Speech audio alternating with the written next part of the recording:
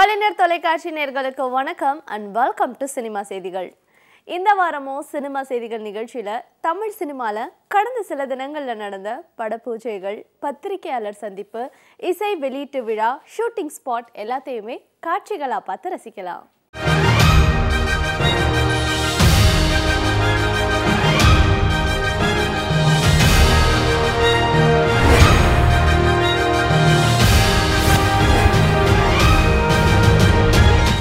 வெற்றி அடைந்த திரைப்படங்களின் தலைப்புகளை பயன்படுத்தி அதே ஹீரோவையோ அல்லது வேற ஹீரோவையோ வைத்து மீண்டும் படம் எடுத்து இப்போ வெற்றி அடைகிறாங்க.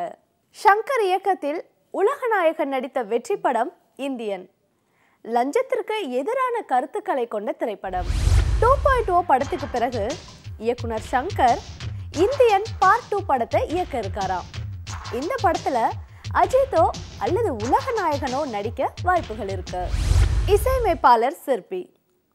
இவருடைய படங்கள்ல மெலோடி பாடல்கள் அதிகம் ரசிக்கப்படும். இசையமைப்பாளர் சிற்பியின் மகன் நந்தன் ஹீரோவாக அறிமுகமாயிருக்கும் திரைப்படம் பள்ளி பருவத்திலே. இவருடன் இணைந்து வெண்பா ஹீரோயினா நடிச்சிருக்காங்க. இந்த படத்தை இயக்கியிருக்காரு வாசுதேவ் பாஸ்கரன். இந்த படத்துடைய இசை வெளியீட்டு விழால சினிமா பிரபலங்கள் ஏராளமானோர் கலந்துக்கிட்டு வாழ்த்துனாங்க. நான் ஒரு முழுக்க ஒரு விவசாய குடும்பத்தை சேர்ந்த ஒரு பேக்ரவுண்டில் பிறந்தவன். அதனால எனக்கு சினிமா வாய்ப்பு கிடைக்கல. நான் முழுக்க வாசு பாஸ்கரையும் தன்னம்பிக்கையும் முயற்சியும் என்கிட்ட இருக்க திறமையை மட்டும்தான் நான் நம்பி சினிமாவுக்கு வந்தேன். இதெல்லாம் நிறைய பேர் வாரிசுகளாக இருக்காங்க, எனக்கு இல்லை. எங்கள் அப்பாவும் அம்மாவும் பக்கா வில்லேஜ், அதாவது அக்ரிகல்ச்சர் இருந்தவன். ஸோ அந்த மாதிரி சூழலில் பெரிய கஷ்டம். இவ்வளோ பெரிய கடல், இந்த கடலெல்லாம் அப்படிலாம் வந்து நிற்கிறது. நான் என்னை நம்பினேன், என் நண்பர் டி வேலு ப்ரொடியூசர் அவரை நம்பினார்.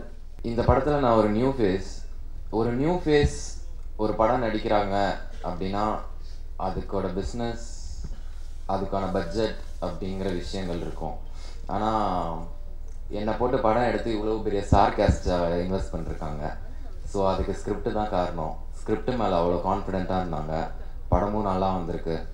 இங்கு இருக்கும் எல்லோருக்கும், அதாவது இந்த பள்ளி பருவத்தை கடந்து வந்த எல்லோருக்குமே ஒரே உணர்வு, அட போப்பா இந்த பள்ளி பருவத்திலேயே வாழ்க்கை முடிஞ்சிருக்க கூடாதுன்றது தான் எல்லாருடையது. ஏன்னா அந்த காலகட்டத்தில் தான் நமக்கு பொறுப்புகள் இல்லை, ஆனால் கனவுகள் நிறைய உண்டு, கற்பனைகள் நிறைய உண்டு, உலகத்தையே ஆட்கொண்டு விடுவோம் என்கின்ற ஒரு தைரியம் உண்டு. ஆனால் பள்ளி தாண்டின உடனே கல்லூரி பருவம் வரும்பொழுது ஒரு சின்ன பயம் வரும். ஆனால் அந்த பள்ளி பருவம் என்கின்ற மிக அழகான அந்த தலைப்போடு இந்த படம் வந்திருக்கிறது. சிற்பி சார் என் வீட்டுக்கு பக்கத்து வீட்டுக்காராக வந்திருந்தார். சிற்பி சார் வீட்டுக்கு பக்கத்தில் வந்தோம் அப்படிங்கிறது எனக்கு ரொம்ப சந்தோஷமாக இருந்தது. இன்றைக்கி அவருடைய பையன் கிட்டத்தட்ட ஒரு 2 வருஷத்துக்கு முன்னால் நான் இது நம்மால் பண்ணிகிட்டு இருக்கும்போது, சார் பையனை ஏதாவது சினிமாக்குள்ளே கொண்டு வரணும் அப்படின்னு பேசிக்கிட்டு இருந்தார். ஒரு ஷார்ட் ஃபிலிம்லாம் பண்ணிட்டு இருந்தாங்க. எனக்கு பார்த்தா ஹீரோவாக வந்து நிற்கிறான். நான் தான் அடுத்த படத்துக்கு போகல, அவன் ஹீரோவை அடுத்த படத்துக்கு போயிட்டான். வாழ்த்துக்கள் நந்தா. மகனை அழகாக ஒரு திரையுலகத்துக்கு கொண்டு வர்றது அப்படிங்கிறது சாதாரண விஷயம் இல்லை. ரொம்ப நல்லா இன்னைக்கு எல்லாருமே சூப்பர் ஸ்டார் ரேஞ்சில் இருக்காங்க. ரொம்ப பெரிய விஷயம் அது. அந்த மாதிரி உங்கள் பையனும் ஒரு எதிர்காலத்தில் ரொம்ப மிகப்பெரிய இடத்துக்கு வருவார் சார். இந்த படத்தில் நான் ஆக்ட் பண்ணியிருக்கேன். இங்கே இருக்கக்கூடிய அத்தனை பேர்களுடைய வாழ்த்துக்களை வாங்கிறதுக்காகத்தான் நான் வந்திருக்கேன். ஏன்னா நான் நடிக்கும்போதே வந்து இந்த படத்துக்கு வந்து நல்லா இந்த படம் வரணும் அப்படின்னு நான் மனசார வாழ்த்திட்டேன். அதனால் உங்கள் வாழ்த்துக்களை நாங்கள் பெறுகிறோம். அதே மாதிரி ஹீரோயின், அந்த ஹீரோயினுக்கு என்னுடைய நிச்சயமாக மனப்பூர்வமான வாழ்த்து என்னென்னா, அந்த பேரே வெண்பா அப்படின்ற ஒரு அழகான தமிழ் இலக்கிய பேராக இருக்குது. அதுக்கே என்னுடைய வாழ்த்துக்கள். பள்ளி பருவத்தில் இந்த படம் ஆக்சுவலாக நான் தமிழ் பொண்ணு தான், பட் சென்னையில் தான். எனக்கு சிட்டி லைஃப் தான் தெரியும், எனக்கு வில்லேஜ் லைஃப் எப்படி இருக்குன்னு தெரியாது. ஸோ இந்த படத்தில் ஃபுல் அண்ட் ஃபுல் கிராமத்தில் எடுத்த படம் தான். ஆனால் அந்த அனுபவம் பயங்கரமாக இருந்தது, ரொம்ப சூப்பராக இருந்தது, புது அனுபவமாக இருந்தது எனக்கு. இந்த படத்தில் வந்து இப்போது இந்த ஷோவில் வந்து நான் தான் வந்து விழா நாயகன் அப்படிலாம் சொல்கிறாங்க. அந்த அன்புக்கு நன்றி. ஆனால் இந்த விழாக்கு நாயகன் நான் அல்ல. ஆக்சுவல் எப்போவுமே இந்த படத்தை பற்றி நீங்கள் எப்போ எழுதினாலும் எப்போ பேசினாலும் இந்த படத்துக்கு எப்போவுமே நாயகன் வந்து இந்த படத்துடைய இயக்குனர் திரு வாசுதேவ் பாஸ்கர் அவர்கள் தான். மற்ற மொழி படங்களில் புகழ்பெற்ற ஹீரோயின்களை உடனே தன்னுடைய படங்களில் நடிக்க வைப்பவர் நடிகர் விஜய். அருந்ததி வெற்றிக்கு பிறகு உடனே அனுஷ்காவை வேட்டைக்காரன் படத்துல நடிக்க வச்சாரு. மலையாளத்தில் மோகன்லால் நடித்து வெளிவந்திருக்கும் திரைப்படம் வெளிப்பாடண்டே புஸ்தகம். இந்த படத்தின் ஜிமிக்கி கமல் பாடல Indian school of commerce students and teachers இணைந்து டான்ஸ் கம்போஸ் பண்ணி வெளியிட்டிருந்தாங்க. இதுல முக்கியமானவங்க ஷெரில்.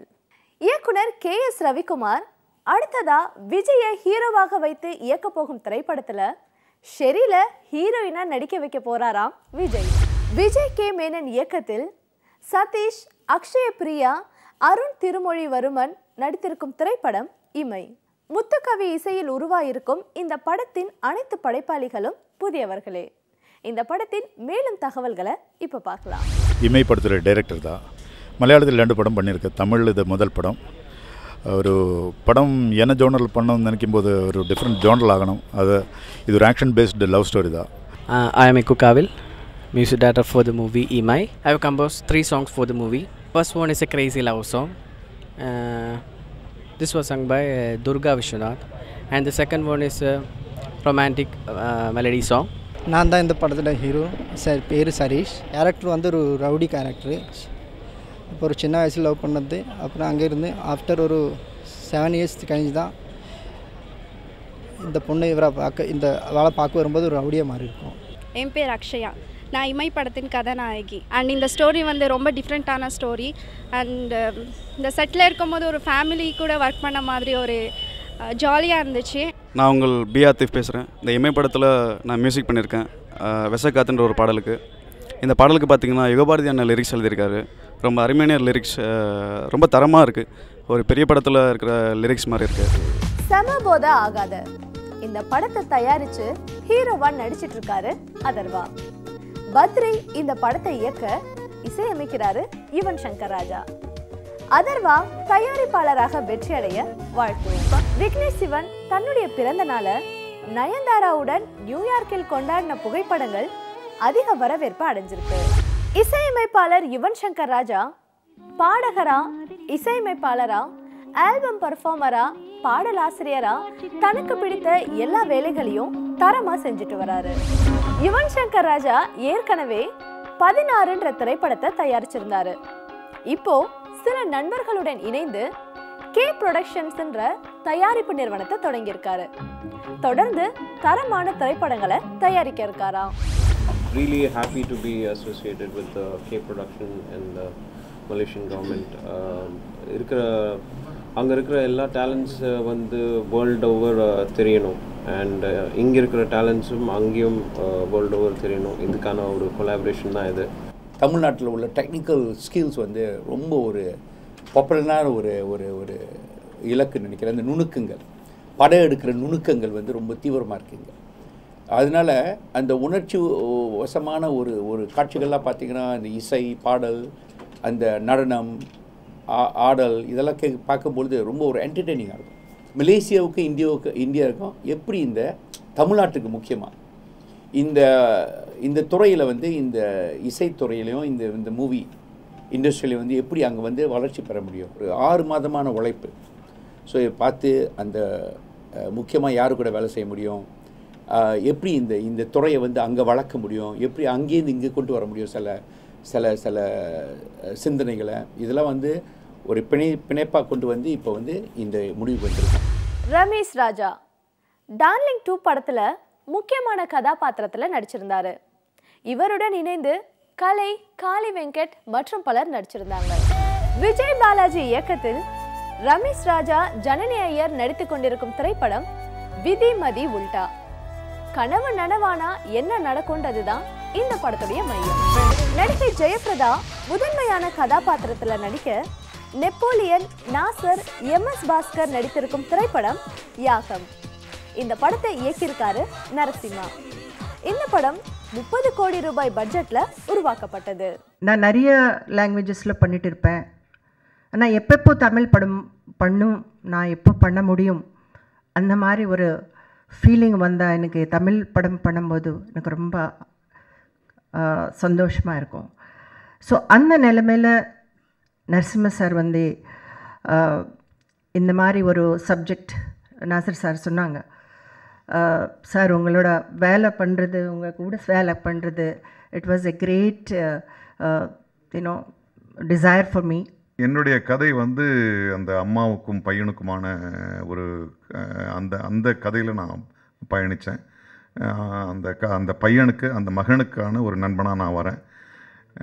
ஸோ இது என்னை பொறுத்தவரைக்கும் ஒரு உணர்ச்சி மிக்க ஒரு தாய் மகனுக்கான ஒரு படமாக தான் நான் பார்க்குறேன். நிச்சயமாக கெட்ட சக்தி நல்ல சக்தி அப்படிங்கிறது உலகத்தில் வந்து உலகம் தோன்றிய நாள் முதற்கொண்டு இருந்துக்கிட்டு இருக்கிற விஷயம். அது வந்து எல்லோராலும் எப்பொழுதும் ரசிக்கக்கூடிய ஒரு விஷயம். ஸோ நிச்சயமாக இந்த படம் ஒரு மிகப்பெரிய வெற்றியை பெற வேண்டும்.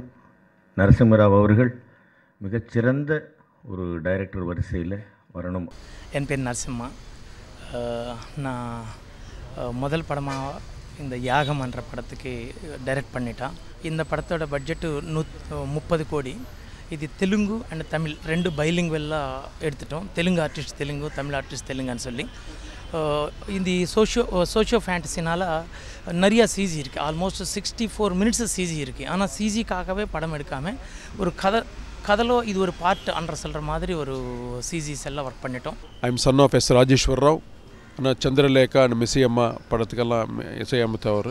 அவரோட புள்ள தான் நான், கோட்டி. ஆஃப்டர் அருந்ததி நீங்கள்லாம் பார்த்துருப்பீங்க. ரொம்ப என்ன ப்ளஸ் பண்ணிங்க. மியூசிக்கெல்லாம் வண்டர்ஃபுல் டீமோட கம்ப்ளீட் ஒரு ஹியூஜ் பட்ஜெட் ஃபிலிம் இது.